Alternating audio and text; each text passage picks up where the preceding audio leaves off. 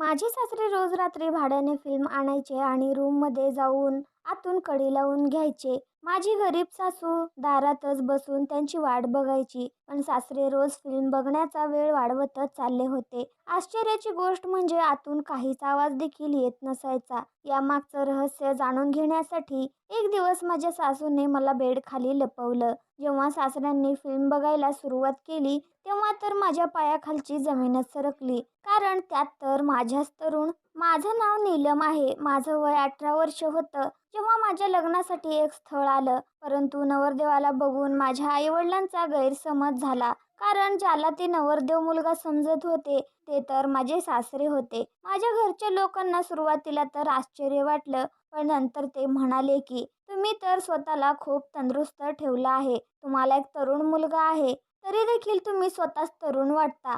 त्यांचं म्हणणं होतं की मी स्वतःची खूप काळजी घेतो. खरंच ते खूप तरुण दिसत होते. आम्ही 3 जणी बहिणी होतो आणि मी त्यातील सर्वात मोठी बहीण होते. बाकीच्या बहिणीचं देखील अजून लग्न बाकी होतं. त्यामुळे एवढ्या कमी वयात माझं लग्न केलं जात होतं.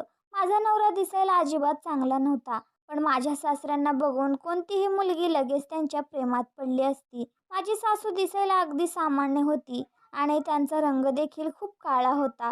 माझी सासू माझ्या सासऱ्यांपुढे त्यांची मोलकरीण वाटत होती. कदाचित त्यांची मुले देखील त्यांच्यावरच गेले होते. शेवटी माझं लग्न होऊन मी सासरी आले. माझ्या नवऱ्याचं नाव सूरज होतं. आम्ही दोघे एकमेकांसोबत खूप आनंदी होतो. माझा नवरा दिसायला काळा आहे या गोष्टीची मला काहीच हरकत नव्हती. जर एखादी स्त्री कुरूप असेल तर पुरुष तिला हजारो टोमणे देतो. पण जर पुरुष कुरूप असेल तर एखादी स्त्री त्याला हे देखील म्हणू शकत नाही की तुम्ही मला चांगले वाटत नाही. कारण समाजात म्हणलं आहे की पुरुषांचा चेहरा बघितला जात नाही, त्यांची कमाई बघितली जाते. कमाईबद्दल बोलायचं तर या घरात कशाचीही कमतरता नव्हती. देवाच्या कृपेने इथे सर्व काही होतं. एक दिवस रात्री मी बघितलं की माझी सासू रात्र होताच माझ्या सासऱ्यांच्या रूमच्या बाहेर तोंडावर हात ठेवून बसली होती आणि खूप काळजीत दिसत होती. मी त्यांना म्हणाले, तुम्ही यावेळी इथे बाहेर काय करत आहात? सगळेजण तर झोपायला गेले आहे. त्यावर सासूबाई म्हणाल्या, मी थोड्या वेळाने आत जाईन, तू जा आणि झोप. मी थोड्या वेळाने पुन्हा माझ्या नवऱ्यासाठी चहा तयार करण्यासाठी बाहेर आले. कारण त्यांना रात्री चहा पिऊन झोपण्याची सवय होती. तेव्हा मी बघितलं की माझी सासू अजूनही तिथेच बसलेली होती. मी विचार केला की कदाचित त्यांचं माझ्या सासऱ्यांसोबत भांडण झालं आहे आणि त्यांनी सासूबाईंना रूमच्या बाहेर काढून दिलं आहे. परंतु जेव्हा मी सासूबाईंना त्यांचं कारण विचारलं तेव्हा त्यांनी जे काही सांगितलं ते ऐकून मला तर आश्चर्य वाटलं. त्या म्हणाल्या की बाळा, तुझ्या सासऱ्यांना फिल्म बघण्याचा खूप नाद आहे. ते एकटेच बसून फिल्म बघत आहे.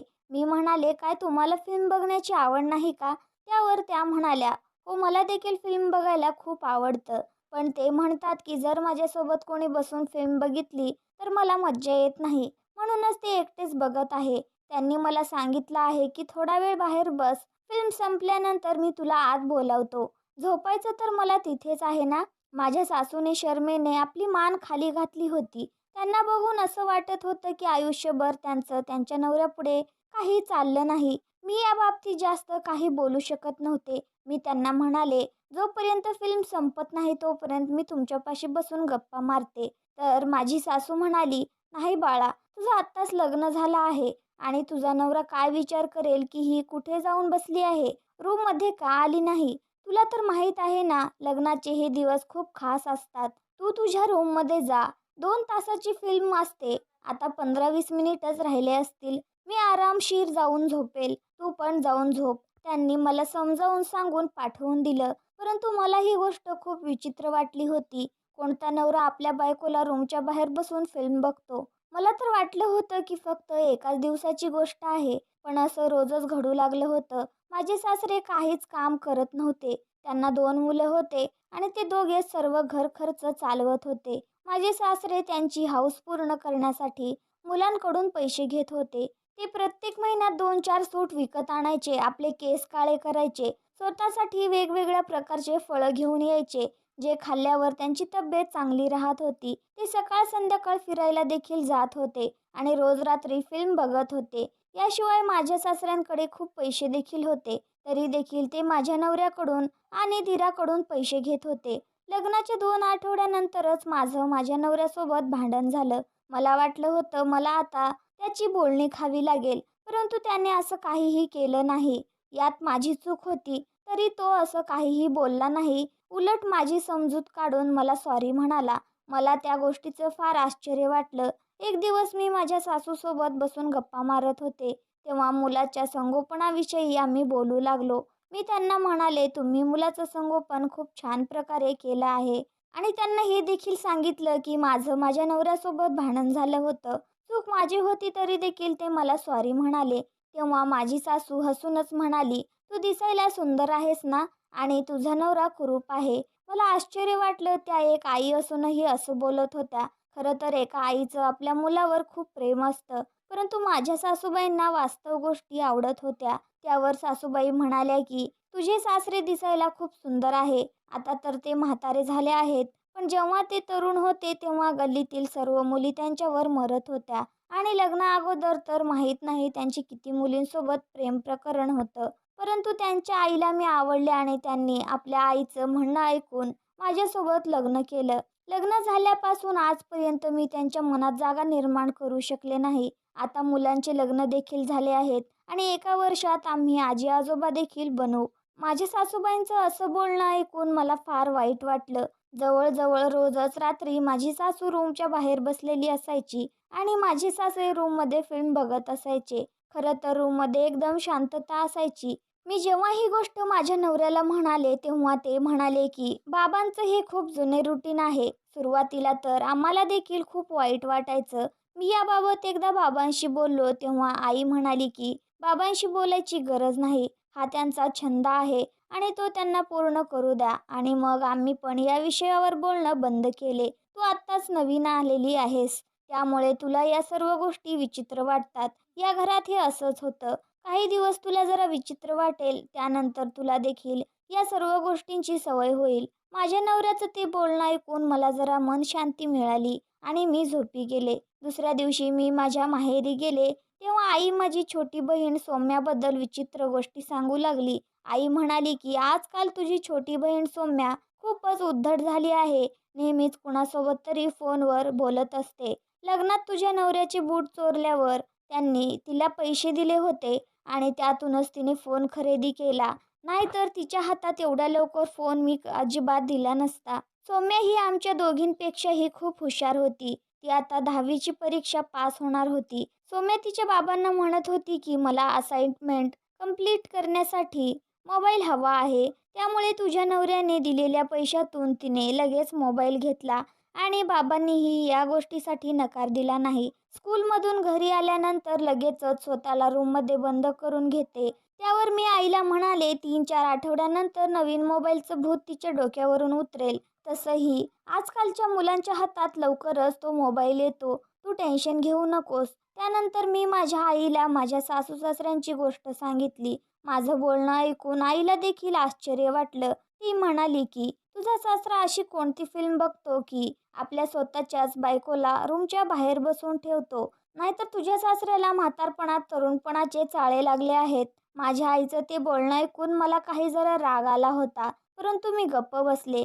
कसे का असेना ते माझे सासरे होते आणि त्यांच्याबद्दल कोणी असं बोललेलं मला अजिबात सहन होणार नव्हतं.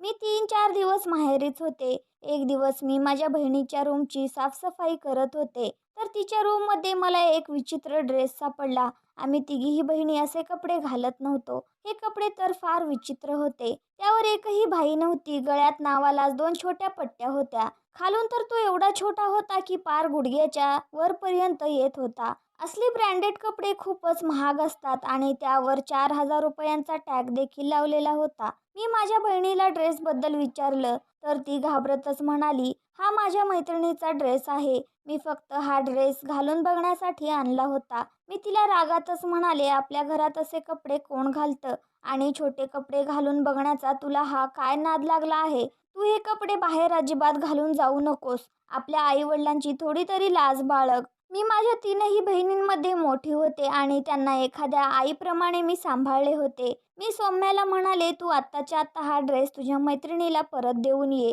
नाहीतर ही गोष्ट मी आईला सांगेल. मी अशी धमकी दिल्यानंतर सौम्या घाबरूनच लगेच तो ड्रेस घेऊन तिच्या मैत्रिणीच्या घरी निघून गेली. मी विचार करू लागले की आजकाल मुलगा असो किंवा मुलगी यांना भटकवण्यासाठी किती साधने आले आहेत. यांना अशा किती गोष्टी करण्यापासून आपण थांबवू शकतो. एक फोन हातात आला नाही की त्यांना वाटतं सगळ्या दुनियेचे दार उघडे आहेत.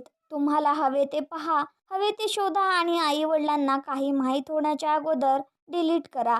असा तर जमाना आला आहे. थोड्याच वेळात सौम्या तो ड्रेस देऊन परत घरी आली. तरी देखील मी माहेरी असेपर्यंत सौम्याचं वागणं मला काही ठीक वाटत नव्हतं. आठवड्यानंतर माझा नवरा मला नेण्यासाठी आला तर मी पुन्हा माझ्या सासरी आले. माझ्या सासू सासऱ्यांचं ते रुटीन अजूनही चालूच होतं. दिवस असेच जात होते. पण एक दिवस माझी सासू फारच काळजीत दिसत होती. सासऱ्यांच्या खोलीतून बाहेर आल्यावर त्या पदराने आपले डोळे पुसत बसल्या होत्या.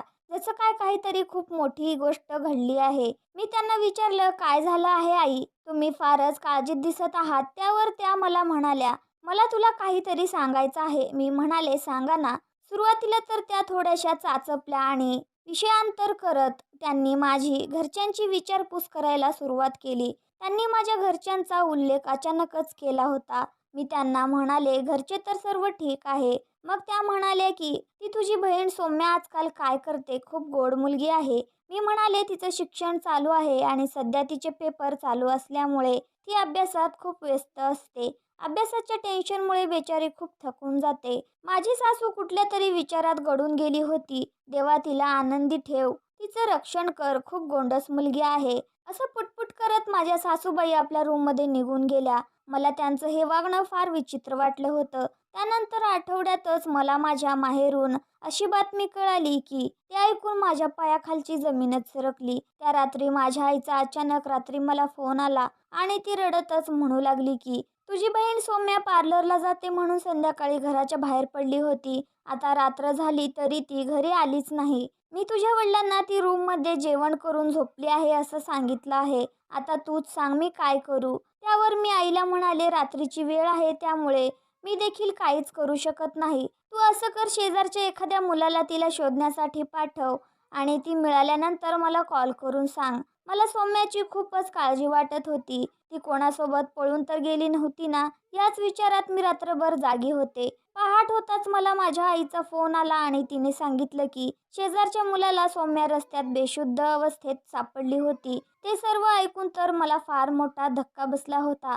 कसं का असेना पण शेवटी सौम्या भेटली होती, हे महत्त्वाचं होतं. दुसऱ्या दिवशी मी काहीतरी निमित्त सांगून माझ्या माहेरी आले. मी सौम्याला रात्रीबद्दल विचारलं तर ती माझ्याशी काहीच बोलण्यास तयार नव्हती. ती फक्त आपली मान खाली घालून शांत बसली होती. आई रागातच म्हणाली, आजपासून तू घराच्या बाहेर पाऊल देखील ठेवायचं नाही. तुला तर चांगलंच माहीत आहे तुझ्या वडिलांना हृदयविकाराचा त्रास आहे आणि त्यांना जर ही गोष्ट माहीत झाली तर किती मोठा अनर्थ होईल. काहीतरी सांग. तुझं कोणासोबत बाहेर लफडा आहे? तू कोणासोबत आपलं तोंड काळं करून आली आहेस? मी तर तिच्यावर हात देखील उचलला होता पण तिने काहीच उत्तर दिलं नाही. ती एकदम स्वतःच्याच विचारात गप्प बसली होती. मला तर काही समजत नव्हतं मी नेमकं काय करू. तिकडे माझ्या सासूबाई देखील खूपच काळजीत राहू लागल्या होत्या. मी दुसऱ्या दिवशी घरी गेल्यावर जेव्हा त्यांना सौम्याबद्दल सांगितलं तेव्हा त्यांना खूप मोठं आश्चर्य वाटलं. त्या मला म्हणाल्या की मी तुला आज एक काम देणार आहे. ते काम करणं तुझ्यासाठी फार गरजेचं आहे. तू जर हे काम केलंस तर तुझे सगळे प्रॉब्लेम दूर होतील आणि माझ्या मनावरचं ओझं देखील हलकं होईल. मी त्यांना म्हणाले, कसलं काम? तुम्ही हे काय म्हणत आहात? मला काही समजत नाही. माझी सासू म्हणाली की आज रात्री तू तुझ्या सासऱ्यांच्या रूममध्ये बेडखाली लपून बस आणि ते नेमकं कुठली फिल्म बघतात ते मला सांग. कारण ते तर मला रूममधून बाहेर काढून देतात आणि मी बेडखाली लपू शकत नाही. तू मात्र सडपातळ आहेस. हे काम तू करू शकतेस. अगोदरच मला माझ्या बहिणीचं टेन्शन होतं आणि त्यात सासूबाई मला जासूसी करायला लावत होत्या. परंतु त्यांचा प्रॉब्लेम त्यांच्यासाठी खूप मोठा होता. त्या म्हणत होत्या की माहीत नाही हे अशा कोणत्या प्रकारचे फिल्म बघतात ज्या मला बघू देत नाही. नक्कीच काहीतरी गडबड आहे. म्हणूनच तूच मला हे सर्व शोधून देऊ शकतेस. मी त्यांना म्हणाले, ठीक आहे मी तुमचं काम करेन. तशी पण सौम्याची समस्या वेगळी होती. ती तर तोंडाने काही सांगत नव्हती. जोपर्यंत ती शांत होती आम्ही काहीच करू शकत नव्हतो. संध्याकाळ होताच माझ्या सासूने मला माझ्या सासऱ्यांच्या बेडखाली लपवलं आणि माझ्या हातात मोबाईल देऊन म्हणाल्या, जमलं तर रेकॉर्डिंग पण कर, नाहीतर हा माणूस नंतर नाही होऊन पडेल. मला आश्चर्य वाटलं असं माझ्या सासूबाईंच्या डोक्यात हे सर्व अचानक आलं होतं. माझे सासरे रात्र होताच रूममध्ये आले आणि टीव्ही चालू करून त्यांनी फिल्म लावली. मी त्या रूममध्ये उपस्थित आहे याची त्यांना अजिबात खबर नव्हती, परंतु मी खूप घाबरलेली होते. जर मी पकडले गेले तर माझी काही खैर नव्हती. त्यात मला हे प्रकरण नेमकं काय आहे याची काहीच कल्पना नव्हती. पण जेव्हा माझ्या सासऱ्यांनी फिल्म लावली तेव्हा माझ्या कानावर विचित्र आणि घाणेरडा आवाज पडला आणि जेव्हा मी समोर बघितलं तेव्हा माझ्या पायाखालची जमीन सरकली. मला फार मोठा आश्चर्याचा धक्का बसला. त्या व्हिडिओमध्ये दुसरी कोणी नसून माझी बहीण सौम्या होती. तिने तेच घाणेरडे छोटे कपडे घातले होते आणि ती डान्स करत होती. मी अचानक बेड खालून बाहेर निघाले. माझ्या सासऱ्यांना मला रूममध्ये बघून फार मोठा धक्का बसला. मी त्यांना रागातच विचारले, हे सर्व काय आहे? माझ्या बहिणीचा हा व्हिडिओ कोणी बनवला? मी आता मात्र रागाने लाल झाले होते. माझा मोठ्याने आवाज ऐकून माझी सासू आणि माझा नवरा देखील रूममध्ये आले. मी त्यांना माझ्या बहिणीबद्दल देखील सर्व सांगितलं की ती आजकाल खूप विचित्र वागत होती आणि तिच्याजवळ खूप पैसे येत होते. 2-4 दिवसापूर्वी तर ती रात्री रस्त्यावर बेशुद्ध अवस्थेत सापडली होती. तिला आम्ही विचारण्याचा खूप प्रयत्न केला, परंतु तिने काहीच सांगितले नाही. माझ्या नवऱ्याने माझ्या सासऱ्याकडे रागाने बघितले. ते आता पूर्णपणे फसले होते. माझे सासरे सांगू लागले की माझा हाच व्यवसाय आहे. मी तरुण मुलींचे अशा प्रकारे व्हिडिओ बनवतो आणि ते मोठ्या किमतीत विकतो आणि मला स्वतः असे व्हिडिओ बनवण्याची सवय आहे. नीलमची बहीण सौम्याला मीच या जाळ्यात फसवले होते. त्या बदल्यात मी तिला खूप पैसे देखील दिले. त्यावर माझी सासू सांगू लागली की मला सर्व काही माहीत झालं होतं. एक दिवस मी तुझ्या सासऱ्यांच्या नकळत ती फिल्म बघितली आणि तेव्हाच मी तुझ्या बहिणीला ओळखलं होतं. मी जर स्वतःहून हे सर्व सांगून तुझ्या सासऱ्यांवर आरोप लावला असता तर त्यांनी मला अजिबात सोडलं नसतं. म्हणूनच मी स्वतः तुला तुझ्या डोळ्यांनी हे सर्व पाहण्यासाठी बेड खाली लपून बसायला सांगितलं होतं. यांचा हाच धंदा आहे, म्हणूनच हे अजूनपर्यंत एवढे तरुण आहेत आणि यांच्याकडे खूप पैसे देखील असतात. माझ्या सासऱ्यांनी शरमेने आपली मान खाली घातली होती. माझ्या नवऱ्याची आणि दिराची माझ्या सासऱ्यांना खूप बोलणी खावी लागली. ते म्हणाले की आत्ताच्या आत्ता हे सर्व व्हिडिओ डिलीट करून टाका आणि हे व्हिडिओ तुम्ही कोणाला दिले तर नाही ना? त्यावर माझे सासरे म्हणाले, आत्तापर्यंत तरी हिच्या बहिणीला मी फक्त बोलण्यातच अडकवले होते. मीच तिला मोबाईल देखील घेऊन दिला होता आणि ती माझ्यासोबतच फोनवर बोलत होती. मी तिला म्हणालो होतो की तुला खूप पैसे मिळतील आणि ही गोष्ट कोणालाच माहीत होणार नाही. माझे सासरे माझ्या घरच्या इज्जतीशी खेळले होते. या गोष्टीचं मला फार वाईट वाटत होतं. माझा नवरा मला घेऊन वेगळा राहू लागला. माझ्या सासूने देखील मला या गोष्टीत साथ दिली. नंतर आम्ही सर्वजण सौम्याकडे गेलो आणि तिला देखील समजावून सांगितलं. ती खूप घाबरलेली आणि काळजीत वाटत होती. ती म्हणाली की पैशाच्या लोभापोटी मी हे काम तर केलं होतं, परंतु मला खूप भीती वाटत होती. आम्ही तिला समजावून सांगितलं की यापुढे तू असं काहीही वागणार नाहीस आणि अशा कुठल्याही माणसाच्या बोलण्यावर विश्वास ठेवणार नाही.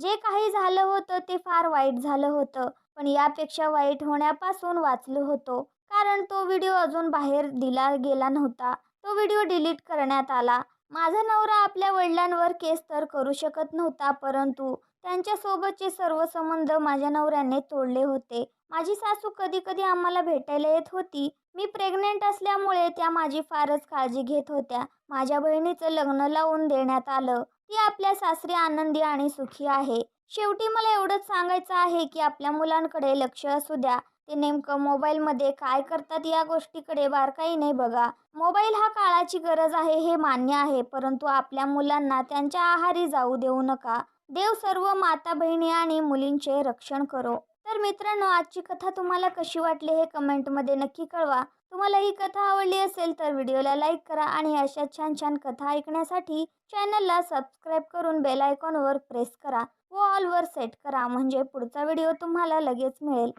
धन्यवाद.